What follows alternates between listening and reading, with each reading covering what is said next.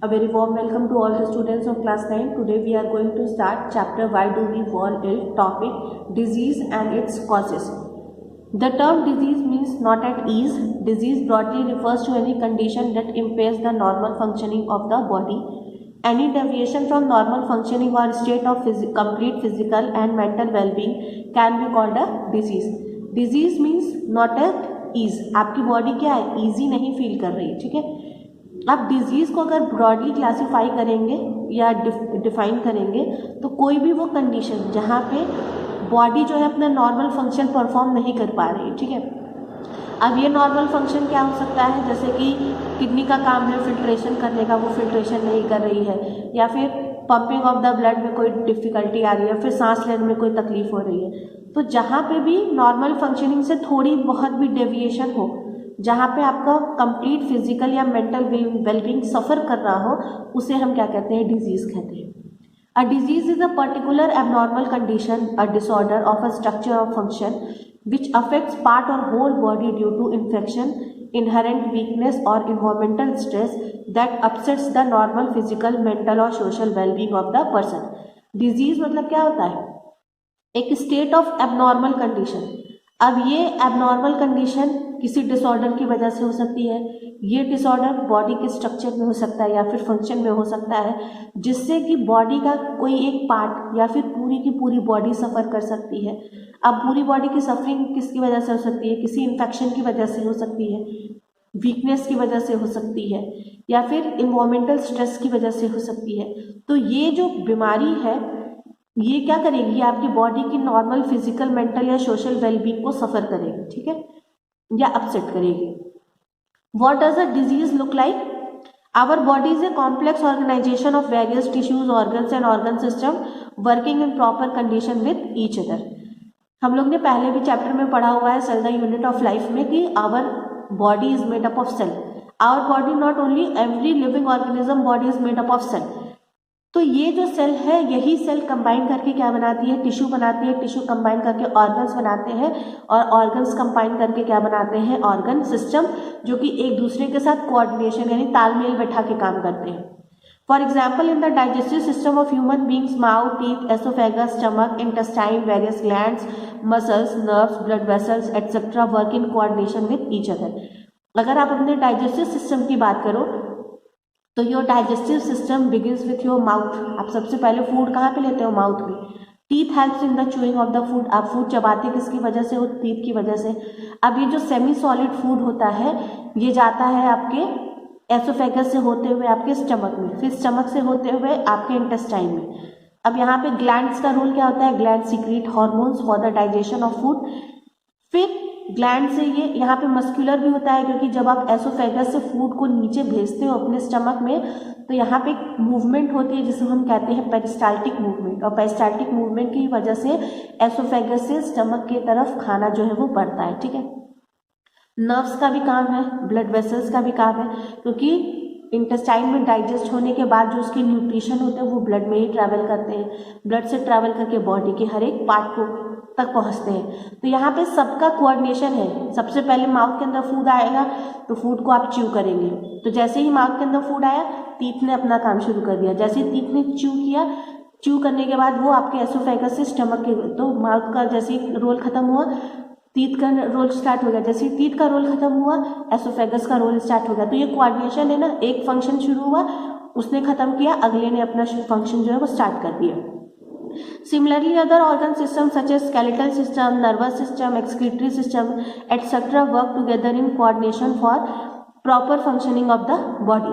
तो इसी तरह एक न्यूरॉन के पास सिग्नल जाता है, उससे दूसरे न्यूरॉन, दूसरे न्यूरॉन से तीसरे न्यूरॉन, इस तरह से हम सिग्नल जो है वो हमारे ब्रेन या स्पाइनल कॉर्ड तक पहुंचता है। या फिर हमारे स्केलेटल सिस्टम है, बॉडी की जो मसल्स होती हैं जो स्केलेटन से अटैच होती हैं, तो कहीं भी मूवमेंट होता है या कोई भी फंक्शन होता है तो सारी की सारी मसल, जैसे जंप कर रहे हैं तो लेग्स की सारी मसल कोऑर्डिनेट करके वर्क करेंगी। या फिर एक्सक्रीटरी सिस्टम है, तो एक्सक्रीटरी सिस्टम में क्या है, बॉडी से जो भी एक्सक्रीटरी प्रोडक्ट्स बाहर जाना होता है तो वो पहले वहाँ पे वो पहले वेस्ट प्रोडक्ट में कन्वर्ट होंगे, फिर उस ऑर्गन से बाहर जाएंगे। तो ये सारे जो फंक्शंस होते हैं ऑर्गन्स के, ये कोऑर्डिनेटेड होते हैं। When a person is affected by a disease, either the functioning or the appearance of one or more systems of the body changes for the worse. तो अगर बॉडी में किसी भी तरह का डिजीज है तो ये क्या होता है, ये जो फंक्शनिंग है ये हैम्पर होती है, अफेक्ट होती है, ठीक है। और कई बार क्या होता है, एक से ज़्यादा सिस्टम पे इसका असर पड़ता है। These changes give rise to symptom and signs of disease. यही normal functioning of the body के अंदर जो चेंज होता है, इससे बॉडी में सिम्टम्स अपीयर होते हैं और symptoms are the sign of disease, ठीक है। तो सबसे पहले सिम्टम्स के डेफिनेशन को पढ़ लेते हैं। Symptoms are defined as the visible evidences in the form of structure और of functional changes in the body which indicate the presence of a disease in a particular body part और organ. तो symptom को हम कैसे define करते हैं? Symptoms are evidences, वो एक सबूत होते हैं कि बॉडी के अंदर कुछ ना कुछ स्ट्रक्चरल या फंक्शनल चेंजेस हैं, और अगर बॉडी के अंदर कुछ भी स्ट्रक्चरल या फंक्शनल चेंजेस हैं तो इसका मतलब बॉडी के किसी पार्ट में या किसी ऑर्गन में डिजीज का प्रेजेंस हो चुका है। It is a change in the normal functioning of the body. तो सिम्टम्स मतलब क्या है कि सिम्टम्स अगर अपीयर हो रहे हैं किसी भी डिजीज के, इसका मतलब बॉडी जो है वो अपना नॉर्मल फंक्शन परफॉर्म नहीं कर पा रही है। और हेडेक, फीवर, स्टमक एक, वॉमिटिंग एक्सेट्रा और ऑल सिम्टम्स, जैसे सिर दर्द होना, बुखार होना, पेट में दर्द होना या फिर उल्टी होना, ये सब क्या है? सिम्टम्स हैं कि ये किसी न किसी बीमारी की इंडिकेशन करते हैं। Headache could be a symptom for stress, hypertension, anxiety, problem of eyesight और very rarely it mean meningitis और tumor in brain। जो सिरदर्द होता है, बहुत लोग रेगुलर हेडेक की शिकायत करते हैं, तो सिरदर्द एक सिम्टम हो सकता है कि आपको स्ट्रेस है, बहुत लोग चिंता लेते हैं, तनाव करते हैं, इसलिए सर दर्द होता है। या फिर हाइपरटेंशन है, यानी हाई बीपी जिसको कहते हैं, आपका ब्लड प्रेशर जो है वो नॉर्मल नहीं, उसमें भी हेडेक हो सकता है। एंग्जाइटी है, बहुत ज़्यादा आपको घबराहट होती है, इस वजह से सिर दर्द हो रहा है। या फिर आंखों को देखने में तकलीफ हो रही है, आईसाइट जब वीक होती है तब भी हेडेक होता है क्योंकि आंखों पे स्ट्रेस पड़ता है। या बहुत रेयर केस में सिर दर्द बहुत ज़्यादा होता है तो ये ब्रेन में किसी तरह का ट्यूमर या ब्रेन की एक डिजीज़ होती है जिसे हम कहते हैं मेनिंजाइटिस, ये इसका भी सिम्टम हो सकता है। Science of disease are what physician will look for on the basis of the symptom. Science provide information and give a little more definite indication of the presence of particular disease. तो sign, अगर अब आपको sir दर्द हो रहा है तो आप डॉक्टर के पास जाओगे तो डॉक्टर जो है वो सिम्टम्स के बेसिस पे इन साइंस को देखेगा, ठीक है। अब साइन क्या है? साइंस इंफॉर्मेशन देंगे कि अच्छा सिर दर्द हो रहा है तो हो सकता है ये हाइपरटेंशन की वजह से हो रहा हो सकता है ये वीक आई साइट की वजह से हो रहा हो।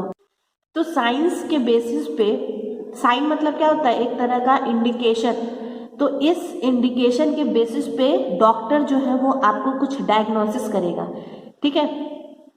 और डायग्नोसिस करने में हो सकता है वो कुछ डायग्नोसिस ऐसा करे कि 2-3 डिजीज़ के लिए, कि मे बी पॉसिबिलिटी है अभी वो कि ये डिजीज़ हो सकता है, ये डिजीज़ हो सकता है। Further laboratory tests and other advanced diagnostic tests, X-ray, MRI, CT scan, etc. are done to confirm the disease. पहले symptoms appear होंगे, symptoms के बाद वो signs आएंगे बॉडी के अंदर, ठीक है।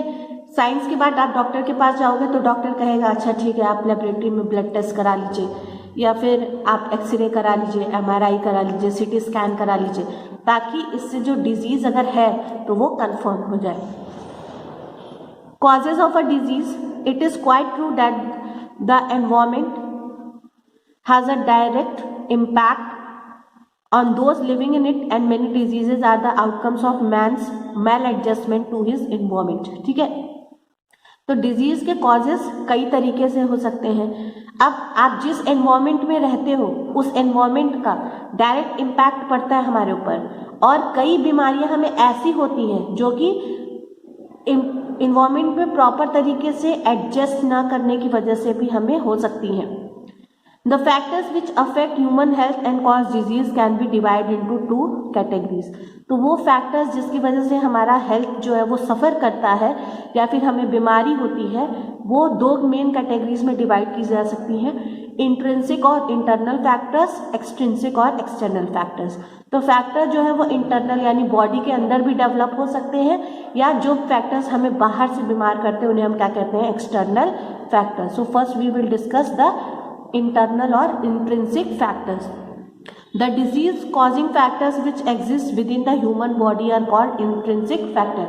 वो फैक्टर जो हमें बॉडी के अंदर प्रेजेंट रहते हैं और हमें बीमार करते हैं उन्हें हम कहते हैं intrinsic factors. The important intrinsic factors which affect human health are the following. क्या क्या important intrinsic factors हो सकते हैं? Malfunctioning of the body parts such as heart, kidney, liver, etc. यानी आपके बॉडी का कोई भी ऑर्गन जो है वो प्रॉपर तरीके से ना काम करे, जैसे हार्ट अपना काम ना करे, किडनी अपना काम ना करे, लिवर अपना काम ना करे। Next is genetic disorders. Diseases which are passed on from generation to generation are called hereditary diseases. Hemophilia, rare disease in which the patient's blood does not clot easily, and sickle cell anemia, a disease in which the patient's red blood cells become sickle shaped due to the presence of defective hemoglobin, are hereditary disease.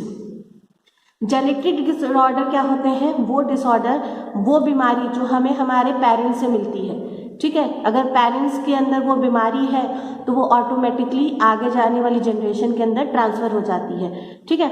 तो इसका एक example है haemophilia. Haemophilia एक ऐसी बीमारी है जैसे कि हमारा जो ब्लड होता है, जब कभी कभी हमें इंजरी होती है तो ब्लड निकलने के कुछ देर बाद ब्लीडिंग जो है वो स्टॉप हो जाती है, क्योंकि ब्लड जो है वो क्लॉट कर जाता है। लेकिन जो हीमोफीलिया से सफर्ड पेशेंट्स होते हैं उनके अंदर कभी भी ब्लड क्लॉटिंग नहीं होती, और ब्लड क्लॉटिंग ना होने की वजह से छोटी मोटी इंजरी के भी केस में इनको बहुत ज़्यादा हैवी ब्लड लॉस हो जाता है, जिसकी वजह से पेशेंट्स जो है वो कई बार मर जाते हैं। दूसरी एक बीमारी है सिकल सेल अनीमिया।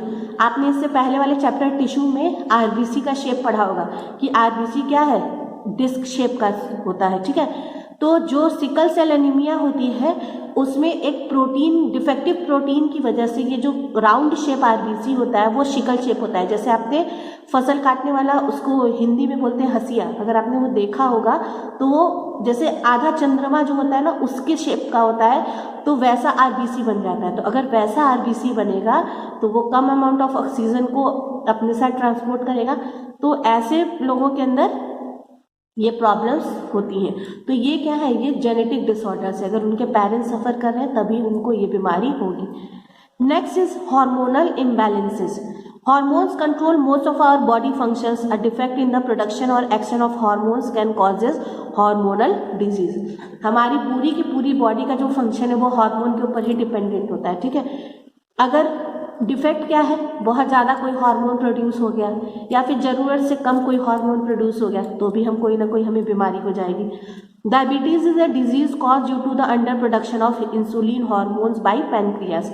हमारे बॉडी में एक ऑर्गन है जिसका नाम है पैनक्रियास, और पैनक्रियास एक हार्मोन प्रोड्यूस करता है जिसका नाम है इंसुलिन, और इंसुलिन का काम है जो ब्लड के अंदर जो ग्लूकोज होता है उसको लेवल को कंट्रोल करना। तो अगर किसी भी पेशेंट के अंदर पैनक्रियास के से प्रॉपर इंसुलिन हार्मोन नहीं बन रहा है तो ऐसे पेशेंट के अंदर जो ब्लड के अंदर जो ग्लूकोज का लेवल है वो बहुत बढ़ जाएगा, and the patient will suffer from diabetes. Overproduction of growth hormone GH produced by pituitary leads to the development of giants, while its underproduction leads to development of dwarfs. तो देखो हमारी body की जो हाइट होती है वो किसकी वजह से बढ़ती है, ग्रोथ हार्मोन की वजह से। तो ये ग्रोथ हार्मोन अगर ज़्यादा प्रोड्यूस हो गया तो आप देखते हो कभी कभी लोग बहुत ज़्यादा अननेसेसरी लंबे हो जाते हैं, उतनी लंबाई की ज़रूरत नहीं होती है। तो ये क्या होता है, over synthesis of growth hormones. या फिर कुछ लोगों की हाइट जो है वो बढ़ती ही नहीं, नाटे रह जाते हैं, तो यहाँ पे जो ग्रोथ हार्मोन है वो प्रॉपर अमाउंट में सिंथेसाइज नहीं होता है। Next is malfunctioning of immune system of body. Immune system क्या होती है, जो डिजीज से फाइट करती है। तो अगर डिजीज से फाइट करने वाला सिस्टम ही प्रॉपर नहीं काम करेगा तो बॉडी को कोई ना कोई बीमारी होगी। Allergy, hypersensitivity to certain substances such as dust, pollen etcetera. तो कई बार जैसे हमें एलर्जी होती है ना, एलर्जी मतलब जैसे धूल चला गया बॉडी के अंदर तो छींक आने लगेगी, खांसी आने लगती है, आंखों से पानी गिरने लगता है। तो ये कुछ कुछ सब्सटेंसेस होते हैं जो बॉडी के अंदर एंटर कर जाते हैं और एंटर करने के बाद हमारी बॉडी में एलर्जी या हाइपर सेंसिटिविटी होने लगती है। The disease caused by intrinsic sources are also called as organic और मेटाबॉलिक डिजीजेस। तो इंट्रिंसिक फैक्टर्स की वजह से जो डिजीज होती है उसे हम क्या कहते हैं, ऑर्गेनिक डिजीज या metabolic disease. For example diabetes mellitus is cause by the failure of proper insulin production and cataract is cause by opacity of lens. देखो डायबिटीज दो टाइप का होता है, तो वो अभी हमें पढ़ना नहीं है, लेकिन डायबिटीज़ की एक टाइप और होती है जैसे हम कहते हैं डायबिटीज़ मेलाइटस, जो कि प्रॉपर इंसुलिन प्रोडक्शन की वजह से नहीं होती, या फिर कैटरैक्ट यानी जिसको मोतियाबिंद कहते हैं, ये लेंस के फैलने की वजह से हो जाती है, जिससे कि प्रॉपर जो लाइट है वो उसके ऊपर नहीं पड़ती, जिसकी वजह से हमें देखने में दिक्कत होती है। Some other important disease caused by intrinsic sources are cardiac failure, kidney failure, osteoporosis, myopia, sickle cell anemia, hemophilia, dwarfism, gigantism, allergies, arthritis, cancer, etc.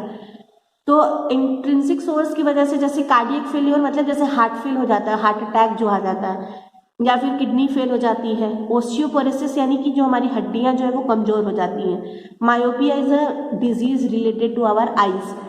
Sickle cell anaemia अभी डिस्कस किया कि आरबीसी जो है वो शिकल शेप का हो जाएगा। Haemophilia में ब्लड क्लॉट नहीं होता है। ड्वार्फिज्म में क्या होगा, हाइट नहीं बढ़ेगी। गिगेंटिज्म में क्या हो जाएगा, हाइट बहुत ज़्यादा बढ़ जाएगी। एलर्जी में क्या हो जाता है, बॉडी के अंदर इचिंग हो जाएगी, रनी नोज हो जाएंगे, वाटरी आइज हो जाएंगी, ठीक है। आर्थराइटिस मतलब जॉइंट्स में जो पेन होता है। कैंसर पूरी बॉडी में कहीं पे भी हो सकता है। The disease caused by intrinsic factor can be cured by proper medical treatment. जो इंट्रिंसिक फैक्टर्स की वजह से जो बीमारियां होती हैं, अगर हमें प्रॉपर दवाइयां मिले, मेडिसिन मिले, तो ये सिम्टम्स को या ये बीमारियों को हम ठीक कर सकते हैं। So that will be all for today. In the next video we will discuss some more topics. Till then take care and bye.